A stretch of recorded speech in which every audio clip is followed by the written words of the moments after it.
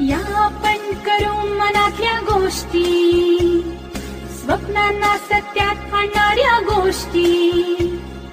देश विदेश शहर असू दे गाव, घरोघरी पोहोचे रेडिओ FTI. या तर मग करू मनातल्या गोष्टी. रेडिओ FTI, तुमचं चॅनेल, तुमचं व्यासपीठ. श्रोते हो नमस्कार. रेडिओ FTI 90.4च्या स्टुडिओमध्ये मी नीता तुपारे आपल्या सर्वांचे मनपूर्वक स्वागत करते.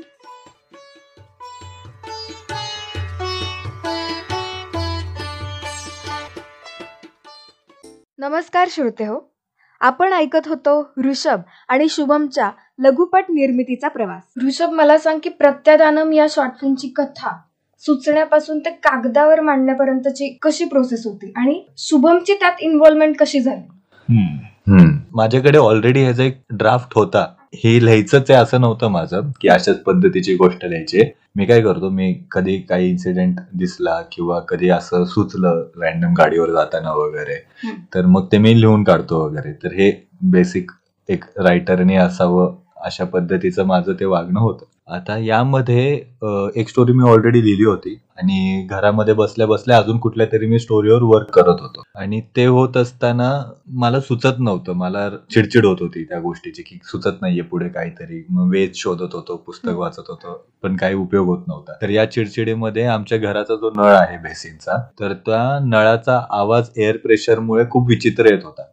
असं समज की ब्लॅकबोर्ड वरून नख ओरबाडल्यावर कसं तो एक असा एक घाणेरडा आवाज येतो, तर तसा तो आवाज यायचा आमच्या नळामधून बेसिनच्या. तर मग मला इतकं चिडचिड झाली होती ना, मी गेलो आणि जोरात बुक्की मारली त्याला नळाला आणि तो आवाज थांबला आणि ते पाणी पण जे टिपटिप पडत होतं ते पण बंद झालं. आता हे झाल्यानंतर मला असं वाटलं की ही एक गोष्ट म्हणून होऊ शकते की एक रायटर जो आहे तर तो लिहिण्याचा प्रयत्न करतोय आणि डिस्टर्बन्स ऍटमॉस्फिअर जे माणसं डिस्टर्ब नाही करत, ते एका शांती ठिकाणी तो ही गोष्ट लिहिण्याचा प्रयत्न करतोय आणि त्याला जे घरातल्याच गोष्टीत तेच खूप जास्त त्रासदायक वाटतं. तर मग या पॉइंटला धरून मग ती गोष्ट लिहायला सुरुवात केली आणि जे आधी मी लिहिलं होतं तर त्याला थोडंसं मिक्सचर केलं आणि मग त्यानंतर मग मला ती कथा मिळाली आपल्या प्रत्यादानमची. पण मग प्रत्यादानमचा अर्थ काय? तुला तेच नाव कसं काय सुचलं? मी नाव सुचवण्यामध्ये खूप वाईट आहे. मला कधीच नाव आधी सुरुवातीला सुचलेले नाहीत, कधीच नाही. मी आतापर्यंत जेवढे नाटक, शॉर्ट फिल्म हे केलेले आहेत त्यामध्ये मला एकदाही असं झालं नाहीये की मला आधी नाव सुचलेलं आहे आणि मी नंतर लिहिलेलं आहे. मी आधी गोष्ट लिहिलेलं आहे आणि त्यानंतर मग डोकं फोडत बसतो की काय आता याचं नाव ठेवायचंय. सेम प्रत्यादानमचं झालं. प्रत्यादानम आम्ही पूर्ण शूट केलं. शूट करून तेव्हा फक्त काय होतं, फिल्मचं नाव तात्पुरतं ठेवलं होतं अबाउट रायटर असं काहीतरी फालतू नाव ठेवलं होतं आम्ही की एक काहीतरी नामकरण असावं कशा कुठल्या स्क्रिप्ट बद्दल बोलतोय असं म्हणायला. राईट अबाउट हे नाव ठेवलं होतं. तर मग त्याला घेऊन आम्ही पूर्ण फिल्म केली. त्यानंतर मग एडिट झाली आणि एडिट झाल्यावर असं आम्हाला वाटलं की अरे काहीतरी कमतरता आहे, काय असावं यावर बराच विचार झाला. या विचारामध्ये मग मी म्हणलं की अजून एक शेड्यूल करूयात या फिल्मचा. आउट ऑफ बजेट अजून एक शेड्यूल करू. छोटासा शॉट घ्यायचा आहे, तो मी आमच्या रूमवर घेतला घरात बसल्या बसल्या. फक्त एक कॅमेरा आणला आणि तो शॉट घेऊन टाकला जो प्रत्यादानमच्या तुम्हाला शेवटच्या फ्रेमला दिसेल, जिथे प्रत्यादानम असं 3दा म्हणलं जातं. तर ते माझ्या रूमवर घेतलेला शॉट आहे, तो कधीच फिल्मच्या शेड्यूल मध्ये नव्हता. तर मग तो शॉट घेऊन झाला तरीही मला माहित नाही की नाव काय ठेवायचंय. आणि मग आता नाव काय ठेवायचंय ह्याच्यामध्ये मग पुन्हा फिल्म बघितली, स्क्रिप्ट पुन्हा वाचून काढली, कारण की नामांकन करणं तर गरजेचंच आहे. मग त्यानंतर जे कंटेंट आहे की पुन्हा गोष्टी समोर दिसत आहेत. रायटर सोबत सतत अशा गोष्टी घडत असतात की शांततेची जागा हवी असते, नाहीतर डिस्टर्बन्स त्याला खूप जास्त असतं. मग नंतर तो कॅरेक्टर आहे तर तो कॅरेक्टर शांततेसाठी वारंवार कुठल्या गोष्टी करतोय. ती जी कॅरेक्टर आहे मुलगी प्रॉस्टिट्यूट, तर ती येते, तर ती स्वतःचा उदरनिर्वाह करण्यासाठी वारंवार ती गोष्ट करतीये. त्यानंतर तो जो मुलगा आहे, तर तो मुलगा स्वतःच्या अस्तित्वासाठी, गोष्टी समजण्यासाठी वारंवार त्याच मुलांसोबत खेळायला चाललेला आहे. आणि फिल्म मध्ये तू हे सुद्धा बघशील की शॉर्ट टेकिंग सुद्धा जे आहेत तर ते पुन्हा पुन्हा त्याच लूप मध्ये फिरताना दिसतात. सो लूप या फॅक्टरला पकडून आम्ही प्रत्यदानम असं नाव दिलं त्याला. सो प्रत्यदानम म्हणजे रिपिटेशन, लूप. ओके. आणि शुभम विषयीचं कसं सांगशील, म्हणजे तो इन्व्हॉल्व कसा काय झाला? ही गोष्ट लिहिल्यानंतर मग शुभमची माझी ओळख एका प्रोजेक्टसाठी झाली होती. तर तो प्रोजेक्ट कधी बाहेर आला नाही. पण जिथे आम्ही बोलायला लागलो होतो या गोष्टींवर की अशा पद्धतीने शॉट घेऊ शकतो, हे इंटरेस्टिंग होऊ शकतं, तर आमचं एक काहीतरी जवळपास 6-7 जणांचा ग्रुप होता जे यावर डिस्कशन करत होतो. नाही, मला वाटतंय की ह्याने सांगावं ते की काय काय प्रोसेस झाली होती. मी बराच वेळ बोललो. आय गेस 2019 असेल तो का, 18 हा एंड 18-19 असेल. तेव्हा आम्ही एका ग्रुपमध्ये होतो.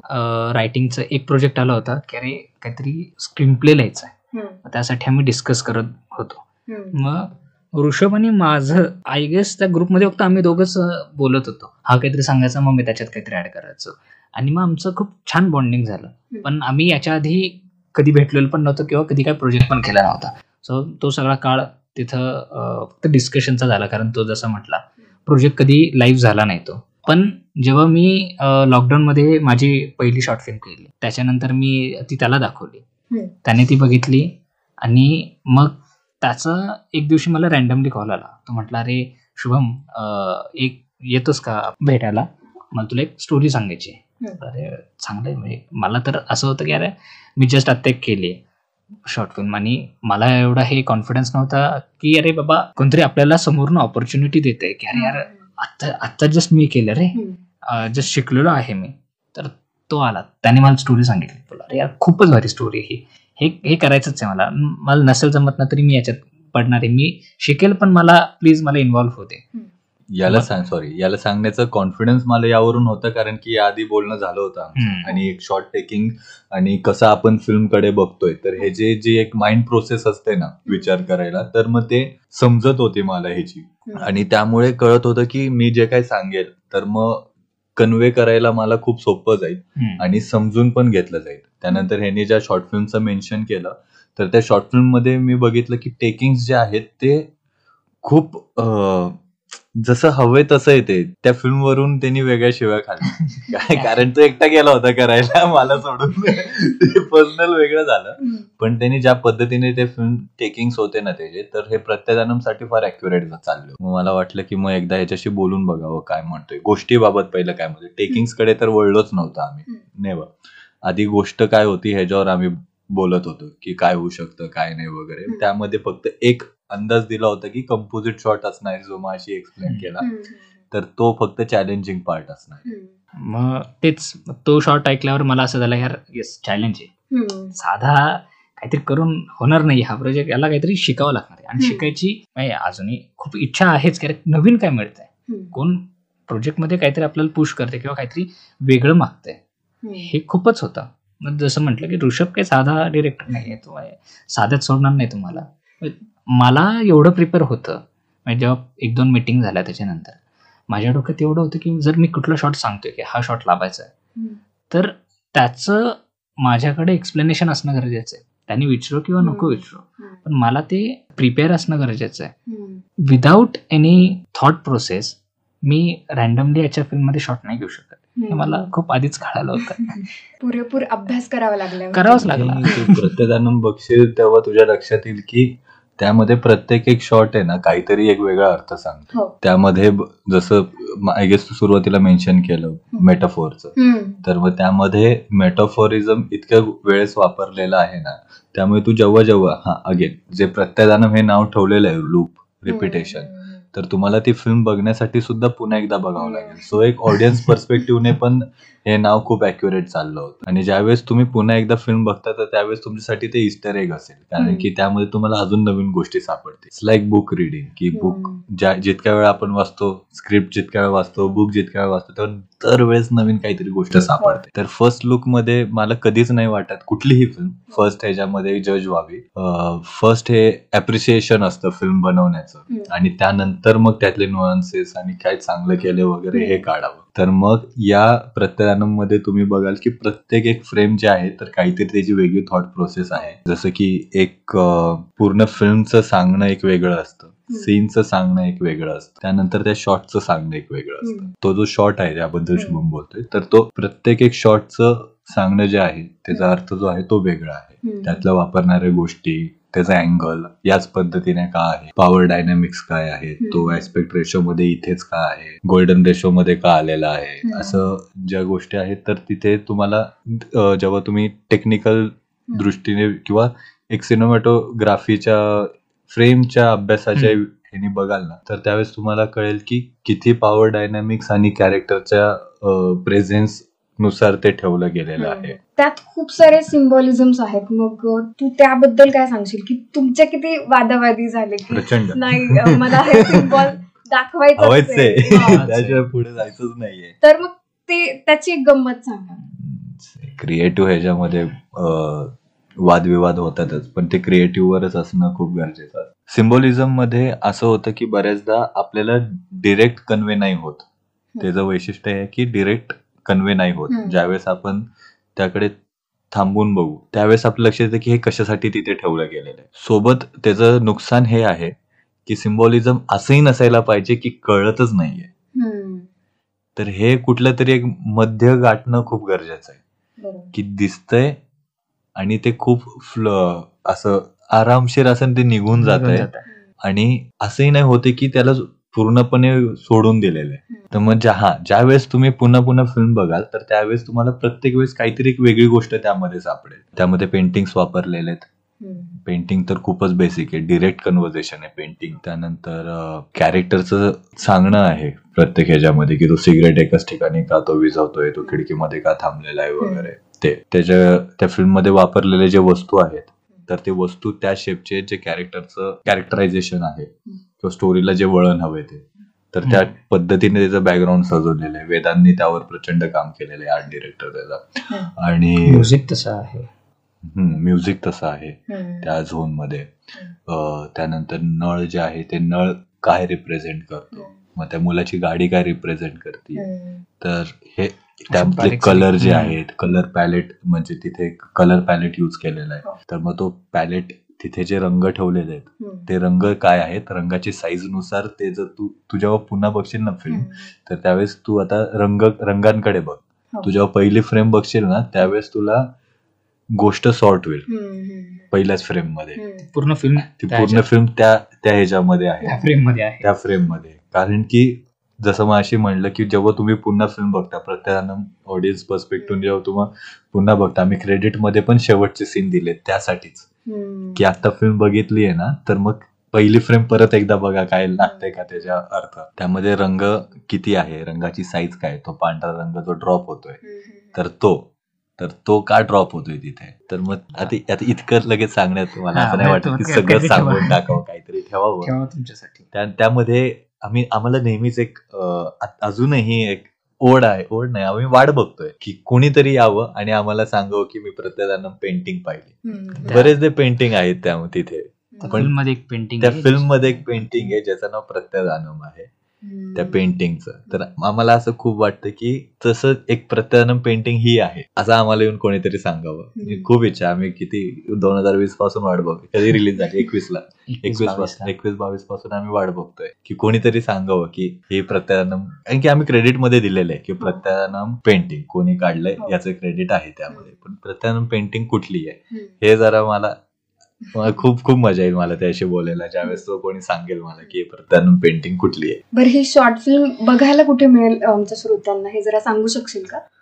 हो, ऑफकोर्स, वाय नॉट, बघा. We are happy to announce की व्हिडिओ4 नावाचा OTT प्लॅटफॉर्म आहे, त्याच्यावर आमची जस्ट एक महिना झाला आमची फिल्म लॉन्च झाली तिथं.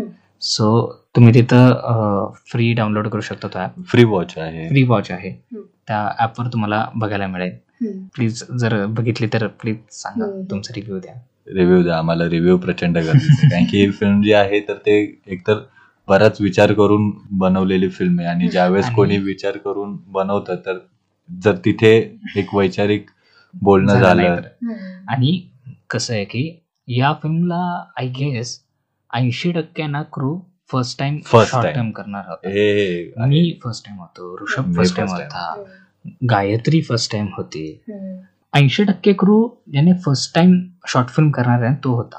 सो ती वैष्णवीचा पण ऍक्टर जिने ऍक्टिंग केली, वैष्णवी ऍक्ट्रेस साठी आमचं वेगळंच भांडणं चालली होती आयुष्याशी. आम्ही खूप ऍक्ट्रेसला विचारलं होतं की अशाची फिल्म आहे, करणार का, just because of that kissing scene. आणि त्यामुळे असं नाही म्हणले, प्रत्येक जण नाही म्हणले. आणि तो खूप 1 सेकंदासाठी वगैरे येऊन जातो.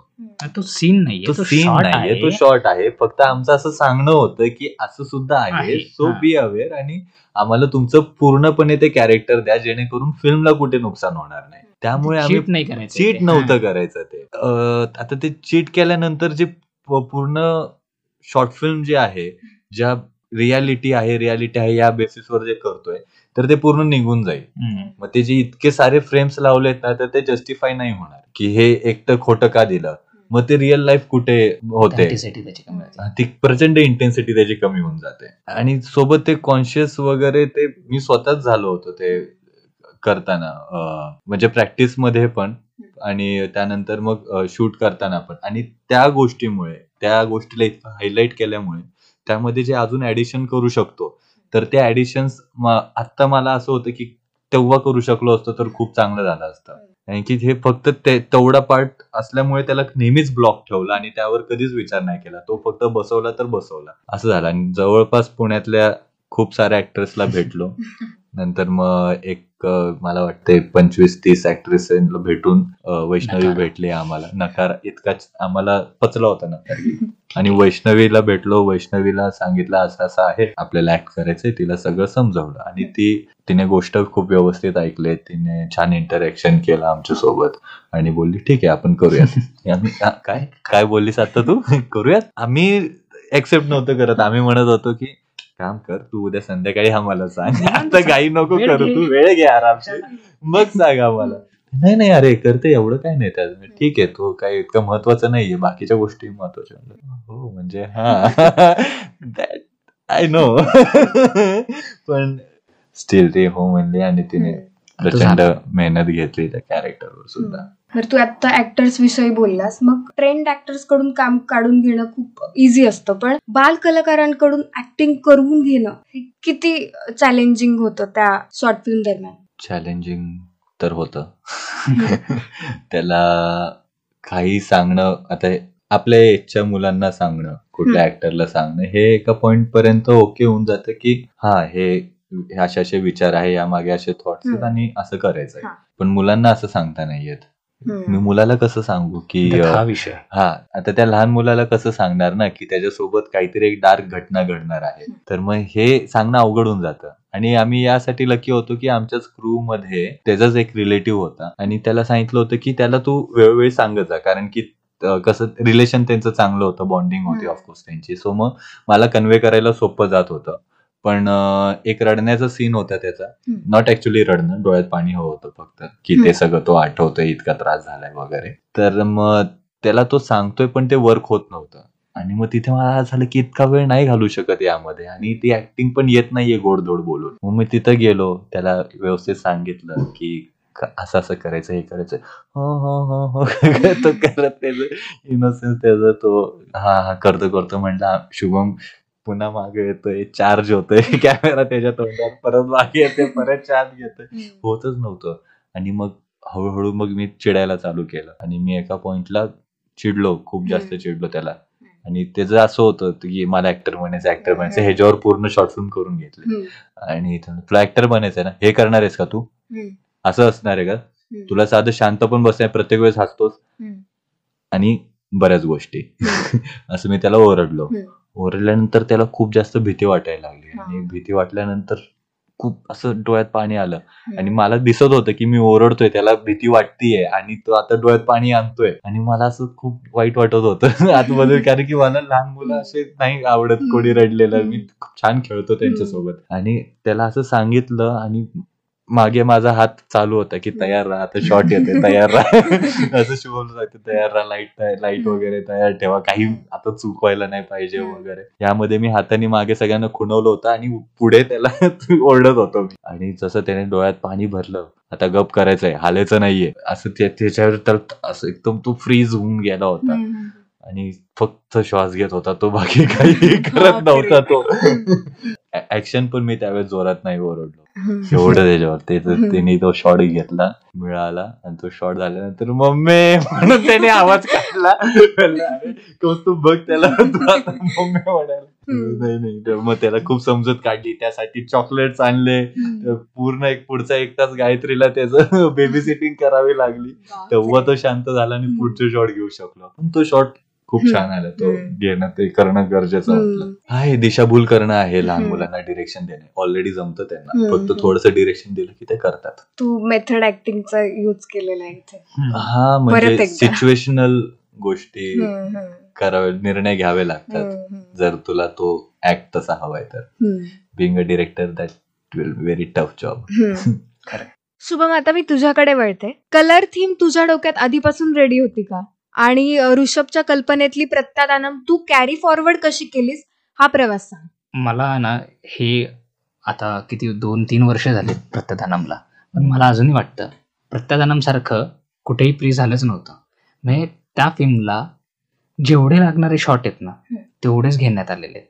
म्हणजे आता जरी वाटलं ना की अरे यार याच्यातल्या ना मला आहे ना थोडं 5 सेकंद इथं हा शॉट हवा, नाहीच, अवेलेबलच नाही तो शॉट तेवढाच. आणि ते डिझाईनच असा केलेला आहे ना, म्हणजे की ते तेवढंच आहे. आणि जसे आम्ही प्रीला डिस्कशन मध्ये इव्हन तो स्टोरी बोर्डिंग किंवा मॉक शूट मध्ये जी स्टोरी आम्हाला हवी होती ना तीच आम्ही तिकडे घेऊन गेलेलो आहे. सो असं म्हणतात ना की एडिटिंग टेबलवर फिल्म बदलते, आम्हाला हा एक्सपिरियन्सच आला नाही पहिल्या फिल्मला. कारण की आम्ही लावून झालं, आमची आय गेस पहिला कट हे जनरली असं 2-3 दिवस लागतात, अजिबात नाही. आमचा 2-3 तासात आमचा कट आला होता, कारण की आम्हाला फक्त पुढं एका पाठोपाठ क्लिप लावायची होती, डन होतं आमचं. आम्हाला सगळं डोक्यात माहिती होतं, आम्ही सगळंच म्हणजे विचार करूनच घुसलो होतो की हे कलर असा असणार आहे, या कलरचं इथं मिनिंग हा आहे. प्रत्येक जण कोण कसं करणार, जसं याने सांगितलं की आर्टमध्ये पण त्याला सांगितलं होतं की हा जो कलर पडणार आहे हा तो किती असणार आहे, या पॅलेटमध्ये हा ऍक्च्युअल ज्या कलर पॅलेटवर किती रंग असणार, तो कसला असणार आहे, कॉस्ट्युम मध्ये कुठला रंग आहे, कोणी काय करायचं आहे, एव्हरीथिंग इज कॅल्क्युलेटेड. आणि मला अजूनही असं शूट, म्हणजे आम्ही अजून एक शॉर्ट फिल्म केली, ते पण एवढं कॅल्क्युलेटेड नव्हतं. आम्ही पहिलं शूट ते केलं, इतकं सुंदर झालं आमचं शूट, परफेक्ट जसं हवं होतं तसंच. आम्ही तर मॉक शूट मध्ये पण जे पाहिजे ते काढलं होतं आम्ही, एवढं होतं. Mock shoot is for just try out ना, की कसं करायचं, कसं दिसतंय वगैरे. आम्ही, मला अजूनही वाटतं की ऍक्च्युअल फिल्म शिवाय मॉक शूटचं तरी लावलं ना, ती खूप भारी झाली. यावर खर्च केलाय पण हे मॉक शूट खूप चांगलं झालंय. त्यामुळं हे फिल्मचं काय म्हणतात, आमचं प्री खूपच आम्ही वेळ घेतला.